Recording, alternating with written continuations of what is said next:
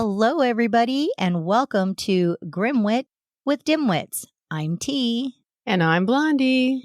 And this month, we are going to focus on amore. Each story will have some element of triggered love. So I don't even know if you were hawking a loogie or you were calling your dog. What was that whole situation? Might have been a little bit of both, but ill. I hate that phrase hawkaloogie because I hate slimy things. Well, life sometimes is slimy. Just deal with it. So are people. We were just talking about podcasts and the different styles. I mean, I don't know if I've ever heard anybody hawk a loogie on one. Yeah, we were just talking about podcasts and what we like about them and what we don't like about them. And just like everything else in life, we're so different. Exactly. I was saying that when we do our episodes and like when I'm writing a story, I always try to think about what I like. I like to go in, hear a story, and yeah, I like to have a little tiny bit of entertainment, but I do like more detail and I do like a good story.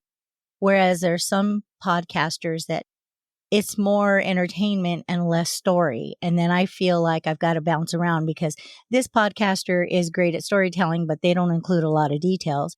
And this podcaster is including a lot of details, but they're not that great at storytelling. So I'm usually listening to 1, 2, sometimes 3 different podcasts to get one full story and be entertained. So at least what I'm trying to do here, the way I'm seeing it is that we're trying to do a little bit of both. Well, that's the difference in us actually in life as well. I'm more fact-based, I guess you could say. I'd rather spend less time and just give me bullet points, boom, boom, boom. Unfortunately, that's the way I write. But, where you're definitely more elaborate. Is that what we're calling it? Extra? Elaborate. I said elaborate. I thought that was nice. But that's actually how we are in life, realistically. I'm definitely the black and white, person, and you're the flowery, elaborate. Extra. I'm not trying to say extra. I've been called extra many times. It's okay. It's not going to hurt my feelings. Honestly, there are parts of my life where I could use some extra, and I do get jealous. This woman is very creative, and I just look at my stuff when I do things that are creative. I go step 1, 2, 3, 4, and she's already passed me on step 12. I just don't have it in me. However, I'm definitely the technical person in our relationship. Yeah, you are. And sometimes 12 steps is far too many steps. It's not always a perk. But you just have that imagination that I don't have. I try, and it fizzles. No, you actually have a really good imagination. I think you're just not confident enough to just get it out there. And to be extra. When you and I talk and we're not, doing our show, you can be very extra, and I'm actually quite entertained by it. That's just because in your brain you're making fun of me. Yeah, pretty much. And we're on the same page. I'm like, yes. Finally, she caught up. She gets it. she finally read past chapter 1. I'm not the only piñata in this life. And that's not saying anybody wants to hit you. Just that you're colorful and, I don't know. What are they? How are they? Not feathery. What are they? They're with a little paper. They're full of sweets. Okay. That's taking it a little too far. Yeah, maybe it's a little too far. There are a few people who'd like to beat me once or twice, though. That's for sure. I've had my moments. All right. So what is our little story about this week? Are you going to go black and white or are you going to go extra? Which way are you going with this? Well, I will say it's probably a little black and white, but I'm going to try and zhuzh it and make it a little extra. So we'll see. Zhuzh away. Well, this episode, I actually want to start out by acknowledging and thanking the military for their service and sacrifice. I know we all have family members, friends, acquaintances in our lives that have served in the military. My dad, my brother, my father-in-law, they all served. So I understand what they give for our country and our freedom. Yeah, thank you to all that have served in any capacity. My brother served as well, and I'm very proud of him because he's paid and continues to pay physically and mentally a heavy price to have protected our country. God bless our military. And I love your brother. He's my brother from another mother. Is that how it goes? Is that Brother what from we're another? calling it? Yeah. We I will, love you, brother. we will leave it at that. Yes, we will. We could elaborate, but we will not. We're not going to judge that. No. So we're going to talk about this week Karlyn Ramirez. She was raised in Del Rio, Texas. She was a quiet girl growing up, but she turned into a warrior. Karlyn finished high school and started attending college. She got her Associate of Arts degree, but then realized there was something else she wanted to do in life. So she dropped out of college. Wow. I kind of love that people are motivated to go to college. Not that I kind of love it. I mean, yeah, they're awesome if they're motivated to go to college. But hey, it's not for everybody. I always admire people who figure that out really early and are brave enough to do something different, especially before you incur all that debt, because that debt is crazy. Oh, that debt can kill you. I mean, that stays with you for a lifetime, depending on what your career is. Yeah, it's wild. I'm kind of glad I didn't do it.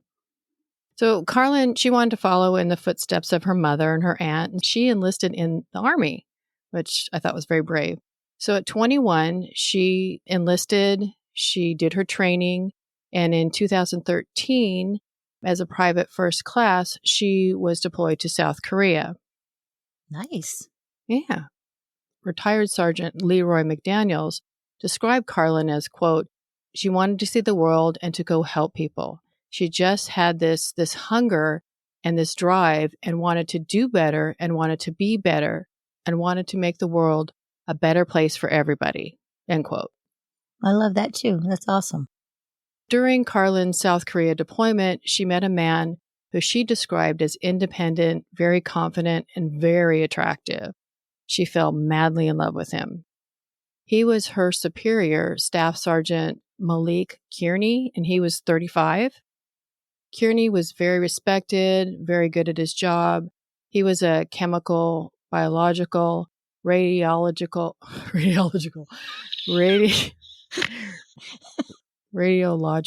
and nuclear specialist. Everyone could tell that the two of them had really developed a connection. His job title sounds super impressive. Must have been a really smart guy. And from what I saw, he was. After a few months of dating, their relationship had grown quite serious. Maliek fell in love with her. At this point, she's 22 years old. Karlyn went home to visit during Thanksgiving holiday and was excited to tell her family about her happiness with Maliek and that she was pregnant. Oh, wow. Yeah, it came out of nowhere. Everyone was shocked, especially Karlyn, since she didn't think she could have children. She was a survivor of cervical cancer and was told that she would never be able to get pregnant. So that's a real blessing. That's a shock. So he was apparently smarter in all other areas, wasn't he? So after the holiday, Karlyn returned to her base in South Korea, and Maliek proposed. Without a second thought, of course, Karlyn accepted. But right before she was to come home from South Korea, she was offered a position at Fort Meade in Maryland with the U.S. National Security Agency. This job gave her a top secret security clearance. Impressive. Maliek wanted to go to Fort Meade as well and requested to be transferred there, but he was denied.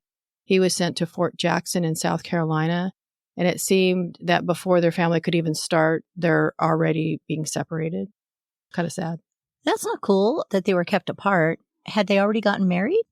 Not yet. Oh, okay. I guess he must have proposed right when she got back, and they got transferred right away.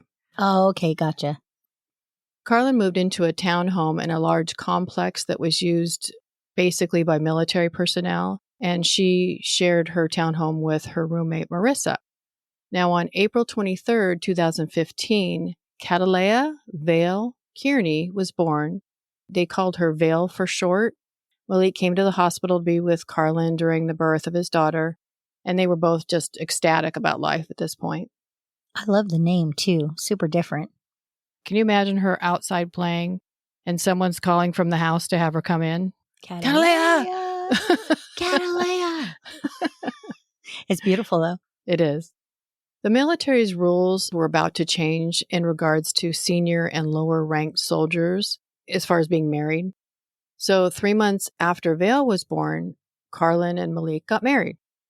They wanted to ensure they were able to get married while still in the military. The rule changed in November 2015. So they got married in April 23rd, 2015, and the rule changed in November of that year. I didn't know there was a rule, but I guess that makes sense. Well, especially lower and senior officers, the ranking. Mm-hmm. Maliek had returned to South Carolina, separating the family once again. And due to the distance or loneliness, everything wasn't as it seemed. The newlyweds' marriage wasn't as joyful as expected. Karlyn had been seeing another soldier and having a physical relationship with him. Now, this is one thing that is absolutely not allowed in the military. Maliek was enraged and forced Karlyn to call Sergeant McDaniels to report it to the line of command. Under the Military Code of Justice, an extramarital affair comes with a stiff penalty and is required to be reported. Karlyn and the other soldier received a reduction in rank and loss of pay. The military does not play around. Neither does Maliek, apparently. If things weren't good before, they got worse. Karlyn tried to work on her marriage, but after it all came out and she was demoted, Maliek became more obsessive and controlling with her. Karlyn was done with the whole relationship and asked for divorce, which I can see. Of course, now he doesn't trust her. Yeah, and the fact that, rather than keeping it between them, he took it to her work, her job, and she's now getting paid less. She's demoted. I could understand some resentment there. I do get it. But Maliek wasn't having any of it. Sergeant McDaniels recalls, quote, he would call her constantly trying to convince her to stay. He'd say, don't leave, end quote. But she didn't want to have that type of life for herself or her baby. So Karlyn requested a no contact order to be issued by the Army against her husband. This order is direct or indirect contact. When I said, seriously, the military doesn't play around, they don't. This kind of reminds me of that quote from A Few Good Men. We follow orders or people die. It's that simple. This quickly went from a fairy tale to a nightmare, and now it sounds like they're just kind of getting back at each other. How very sad. On August 24th, 2015, Karlyn had called her mother and her sister. She was panicky and had a bad feeling. Karlyn told them both she wasn't sure what was wrong, but that she didn't feel safe. After speaking with her mother for a bit, she calmed down. They hung up, but not before her mother told her, quote, I love you always, end quote. You always got to say I love you, just in case. Yeah, but that would give me bad vibes all day. Ooh, that sounded so final. The next morning, on August 25th, a maintenance worker had noticed the back door of Karlyn's townhome open. Not seeing anyone, he called the police to check on the residents. The responding officer called out, and when he didn't get any response, he walked through the doors and began checking the lower level. After verifying that everything was okay, he went upstairs where all the bedrooms were. He went into the master bedroom and found a woman lying on the floor with blood around her. The officer looked closer to see a bundle in a baby blanket lying next to her, and after a moment, it moved. The baby was not hurt. When I was watching that, I literally held my breath going, no, please. Oh my gosh, what a terrible scene to walk upon. How awful. Thank goodness the baby wasn't hurt. This is already a sad enough story. That would just take it over the edge. I almost thought about, if something had happened to the baby, I almost thought about not doing the story because I don't know if I could take it. There's a few stories I've looked at, and yeah, because there was kids involved in horrific things, I have to back out of that too. It's too hard. It's obviously it happened, but it's just too hard to tell the story. Yeah, I don't know. Sometimes I don't even know if I could say it and get through the story. It's rough. So he scooped up the baby, took her downstairs to the paramedics, and then called detectives. The woman was shot in the chest, and it was determined that it was a homicide. Detective Daniel Myers of Anne Arundel County Police reviewed the crime scene and said, quote, "In that bedroom, the bedding had been pulled down on the ground near where the victim was lying. It was clear that some sort of confrontation had occurred. When we first looked at the victim, her underwear and shorts had been sort of pulled down. The underwear was around her knee area." End quote. The woman had some scratches and bruising, so the officers have to consider this might have been a sexual assault. This is so heartbreaking. And it is kind of weird when he said that her underwear were sort of pulled down, but they were around her knee area. That's a lot pulled down. At the scene, evidence is starting to get collected, and there was one bullet that was found on the floor that will later be determined to be a .357. The investigators also found a condom wrapper on the lower level and a used condom in the trash can nearby. So the sexual assault theory is starting to look more viable, but they'll have to wait for the coroner examination to determine if that's what happened. Mm-hmm. Sergeant McDaniels is outside the townhome, and he spoke with detectives explaining that an Army specialist named Karlyn Ramirez, her baby, and a roommate lived in that residence. Karlyn had not reported to work that day. That's why he was there. But he also knew that her roommate was currently out of town. Detectives believe that the deceased woman was Karlyn Ramirez. The FBI is also called in on this murder, probably because it's military. Oh, I didn't know they covered military stuff. That's interesting. I thought they had their own police. They have military police, but maybe with a murder. I don't know. That's an assumption on my part. I have no idea. I didn't realize they'd be called in for something like this. Interesting. But they were. The detectives wanted to interview the people closest to Karlyn, so they bring in her husband, Maliek, but they didn't tell him that Karlyn had died. So when he got to the interview room, they informed him about Karlyn's death and that it appeared to be a homicide. He was visibly shaken and he was very emotional, which is understandable. Yeah. Did he ask about his daughter, I wonder? They didn't say anything about that. I'm assuming he probably did. They questioned him about where he was on August 24th. He said he was alone at home. He went home after his post was over, stayed there all night till he had to report back the next day on the 25th. Maliek is stationed at Fort Jackson in South Carolina. Detectives figure that since he did work both days, that it would almost be impossible for him to travel between South Carolina and Maryland, where Karlyn lived and was stationed. And curiosity got me. It's about 507 miles one way. Yeah, time-wise, that does seem impossible. I always try to figure about 2 hours for every 100 miles. So it sounds like you've done some planning. Should I be worried? We're under 100 miles away from each other. And that usually works, except for there's a lot of traffic in your area. And I usually do that based on, like, if I drive from here to LA, it's about 90 miles, 85 miles maybe, depending on where I'm going. And it's 2 hours, give or take. And a lot of it's traffic, too. A lot of it's traffic, yeah. So Maliek said he could never harm the mother of his child, and he cooperated completely with investigators. He provided his cell phone. He granted them access to his car and apartment. They also asked him for a sample of his DNA, which he complied with. And ultimately, Maliek's alibi did check out. Wow. I would have thought it was him, but maybe not. 507 miles in like less than 24 hours. Yeah. I mean, he sounds like a great guy, but the only reason I would have thought it was him is because, they were having so many issues. True. And it's funny, I told my husband about this story. And before I told him actually what happened, he asked me, he says, "So did the wife do it?" He says, "Generally, that's what happens in the military. The wives kill the husbands." I went, "Oh, okay. It's a little fact I didn't know about." Yeah. Who knew? Who's he talking to? I don't know. Sheesh. At this point, investigators also check out Marissa, Karlyn's roommate, to verify that she was out of town, and her alibi checked out. She was definitely out of town. Okay.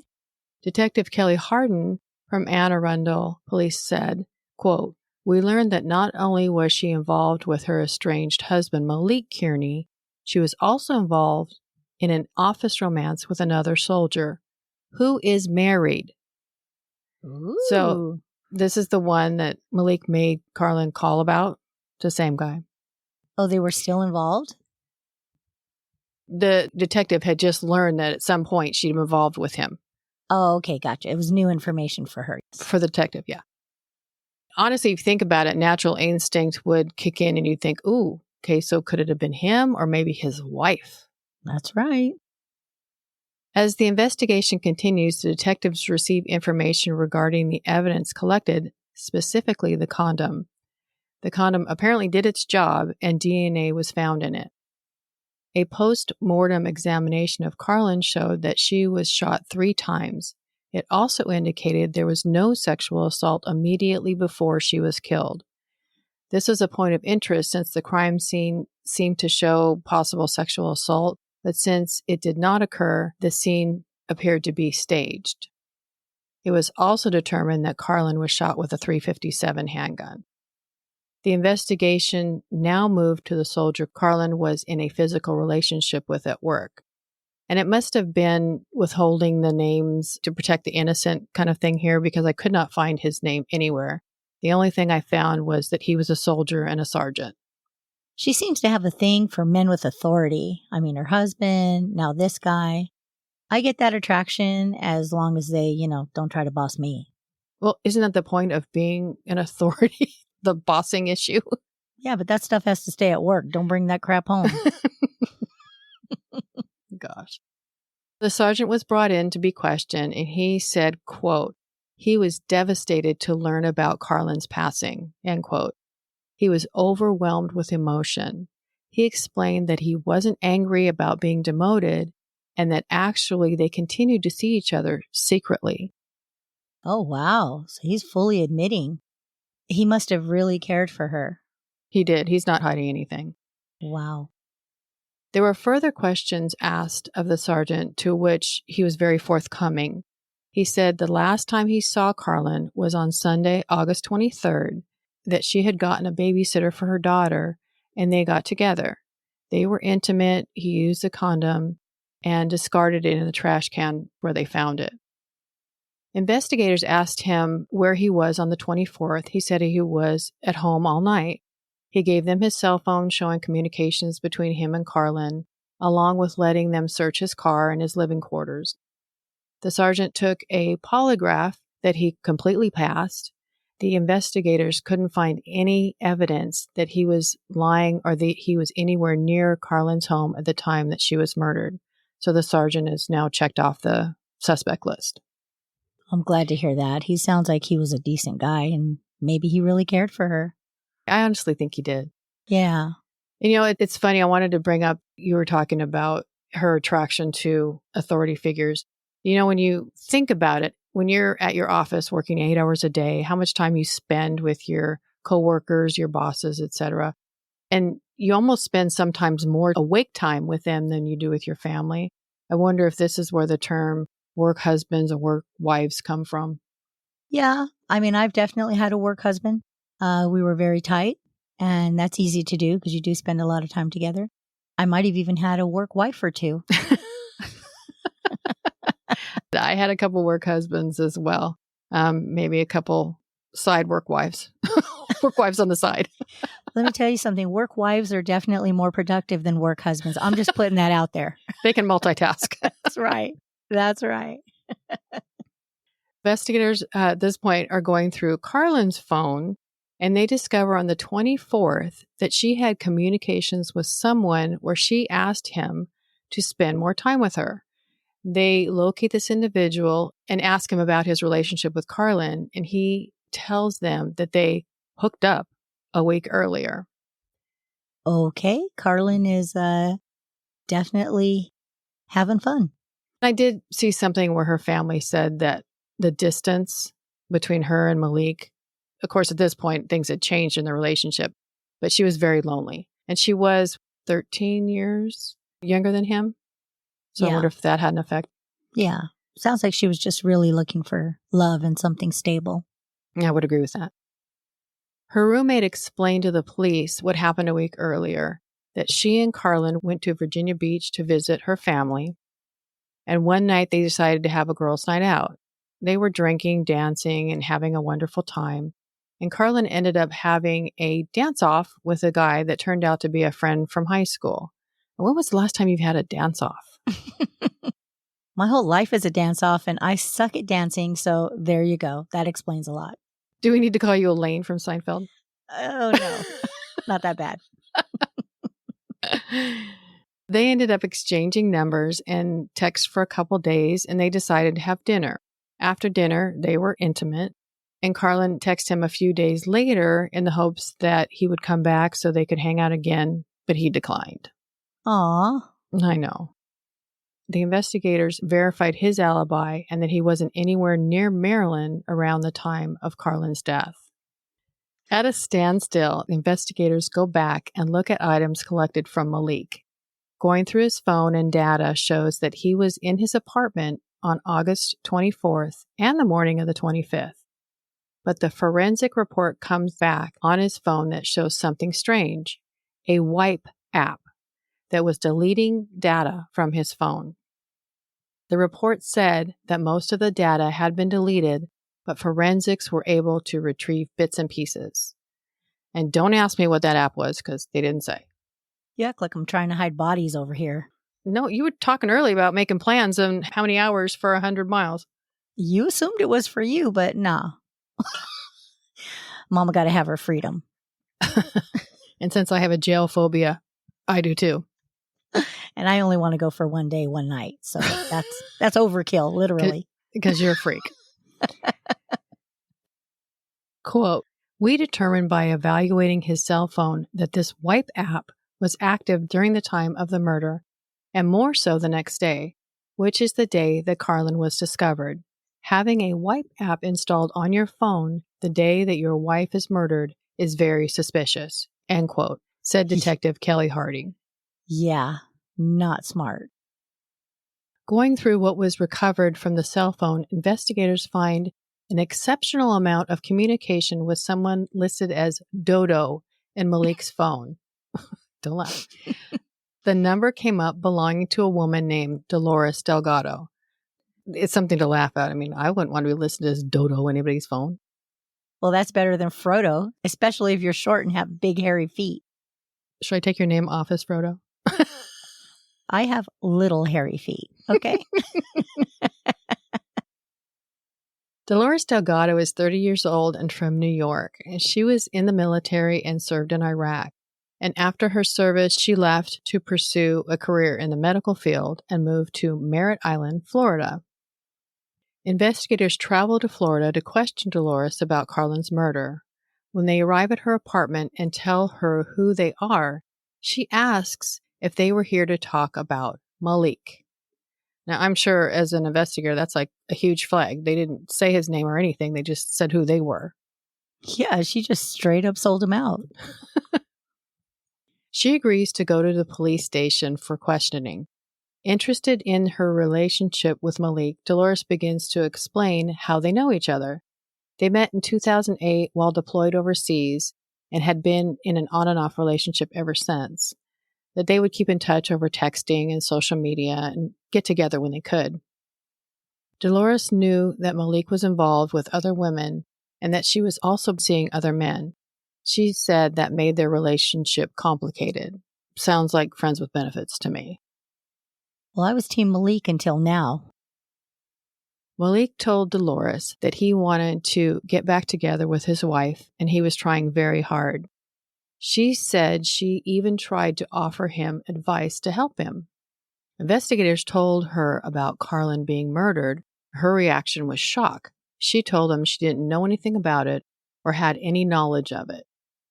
Now, this is super suspicious because then why would she immediately think that they were there to talk about Maliek? Because she knows and apparently isn't a good liar. Not good at all.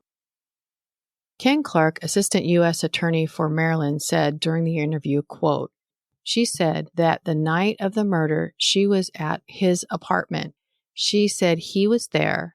I asked her if Maliek borrowed her car, and she said that Maliek had not, that Maliek was asleep in the bedroom, end quote. One detail from her statement stood out. In Maliek's statement, he said that he was alone all night. Can anyone say contradiction here? Yeah, but he's not going to freely admit to an affair, especially after his wife was just killed.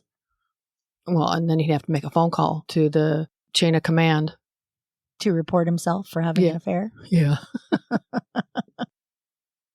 Dolores was about to be released when investigators asked to go through her phone. They looked at the text between her and Maliek, and one stands out. Quote, while we reviewed the text messages of Dolores' phone, there is one text message exchange prior to the murder where Maliek texts her and says, "This gun is so dang loud," end quote, said Detective Kelly Harding. Really? Now that's just not smart. I mean, come on. Well, at this point, you've got to figure that they didn't think they were going to get caught. Or he didn't think he was going to get caught. Everybody knows you don't put anything in text that you don't want to be found later, though. That's just goofy. Once it's out there, it can be retrieved. Yeah, exactly. Mentions of a gun prompts investigators to look further into Dolores and Maliek. Now, this is where I find investigating has drastically changed, and when they say, if it's on the internet, it never goes away, is so true. Looking deeper into Dolores' phone and her social media posts, they find a reference and a picture of a sale of .357 caliber ammunition. In the picture was a price tag showing the name of the business, where the ammunition was purchased. Contacting this business, investigators learned that Dolores had owned a .357 handgun. Let me remind you, Karlyn was shot with a .357. And who posts gun stuff? Especially if you're a terrible person. You don't post gun stuff. This had been a while before, I believe. Then use a different gun. I'm not even a killer, and I'd be smart enough to know that. This is a little scary. You're scaring me a little bit. Listen, I've dotted all my I's and crossed all my T's. I'm ready should the opportunity come up. Kidding. I'll continue quietly over here in my corner. Quote, they keep telling me this is an active investigation and there's so many things we can discuss with you. But they felt like she may have known who did it. She let them in. Nothing had been stolen for what we can tell. Someone told me that it looked like a professional hit. Someone had to have known Karlyn was there by herself, said Karlyn's mother. Yeah, if she had a roommate, that's more than luck that she was home alone. So definitely somebody had to know that. Mm-hmm. The investigation keeps moving forward, but in the meantime, it is learned that Maliek Kearney had moved from Fort Jackson to Fort Houston in Texas to be closer to his daughter. Not too long after he moved, Dolores Delgado also moved in the same area of Texas. That's a little suspicious. That's just dumb. I mean, it's way too obvious. Why are these people making so many mistakes when they're supposed to be kind of smart? You'd think that he would think ahead. And her too, just following him over to Texas. That's well, ridiculous. I can see him moving to be closer to his daughter. Yes. But her following him? And him allowing it. Yeah, I mean, she's pretty much giving them both up. It's dumb. It's October 2016. Police arrest Dolores Delgado and Maliek Kearney in San Antonio, Texas. Their federal indictments are for interstate travel to commit domestic violence resulting in the death of Karlyn Ramirez and the use of a firearm in her death. The national news coverage of their arrest helped investigators even further. A witness in Florida came forward to give them information about Dolores Delgado. He said he knew her and that in August 2015, she asked him to help her dispose of a gun. They broke the gun down and tried to remove the serial number, took the parts, and dropped them off a fishing pier. The witness took the police to where Dolores threw the gun, and fortunately, the river wasn't too deep and they found all 4 pieces. Wow, that's incredible luck. The gun was taken to the FBI lab where it was established by the not completely removed serial number that it was the gun originally owned by Dolores. But oh wait, it gets better. They took the barrel of the gun, put it on a new gun, and fired a shot. The bullet that was fired had the same markings as the bullet that was recovered from Karlyn's townhome. That's like every CSI I've ever seen. Let's be smarter, people. Maybe that's not what they watched. That was pretty much the nail in Dolores Delgado's coffin, but that still left Maliek Kearney.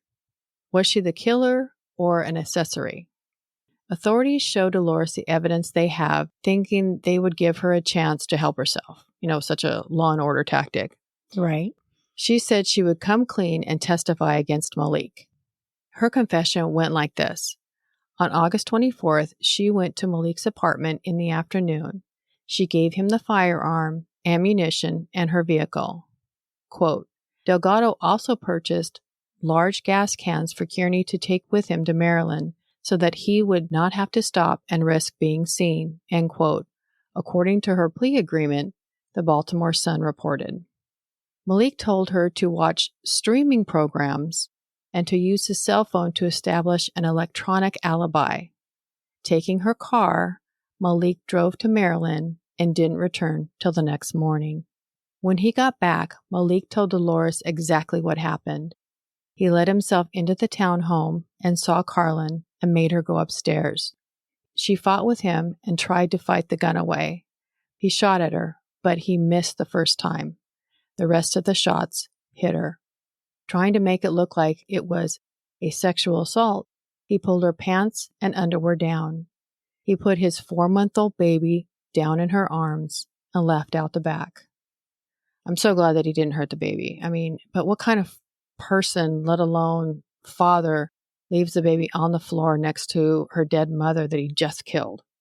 Wow, he is absolutely heartless. You're no longer Team Maliek, I see. No, what a psycho. Karlyn's family had thought that since she had combat training, she would have been able to fight off anyone. The only exception would be is if someone threatened to kill her daughter. Now, that would terrify me. Can you imagine, okay, go ahead and kill me, leave my child unharmed. But then after you're gone, you would never know if anybody hurt your child. Maybe because it was the baby's father, she had to believe he wouldn't hurt her. But what a horrible last thought. I can't even imagine. Me neither. Dolores Delgado entered a plea of guilty of conspiracy to commit interstate travel in a crime of violence against Karlyn Ramirez in federal court. The court accepted her guilty plea.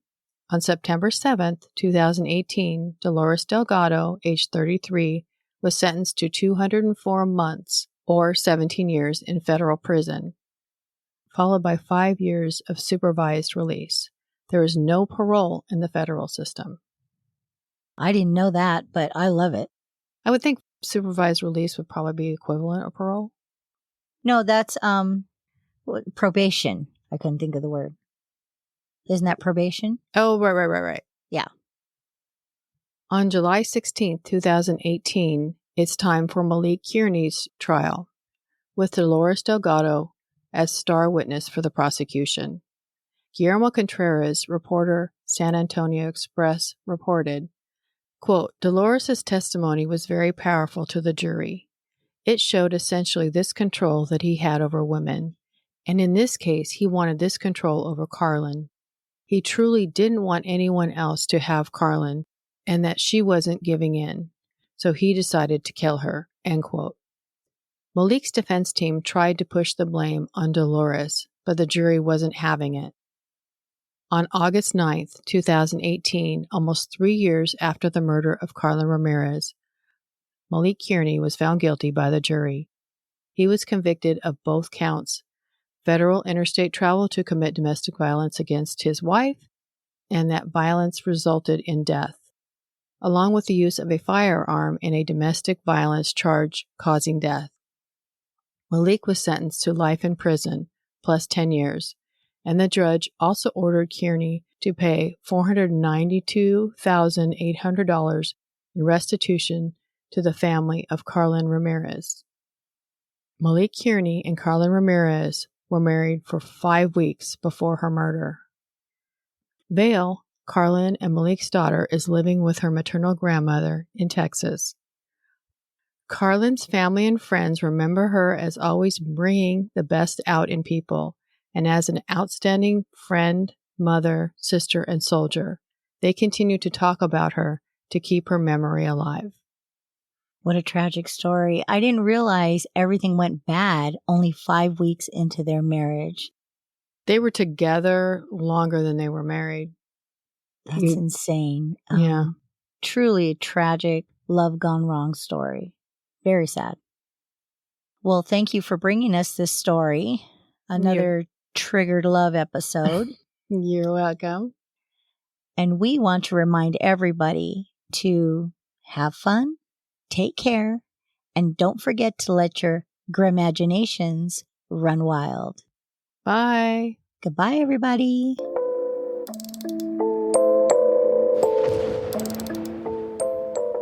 We just want to thank you all for sharing your time with us.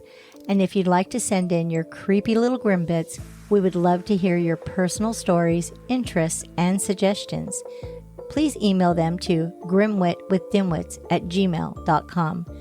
Don't forget to follow us on Instagram at grimwitwithdimwits, Twitter at grimwitwithdimwits, and Facebook, Grimwit with Dimwits.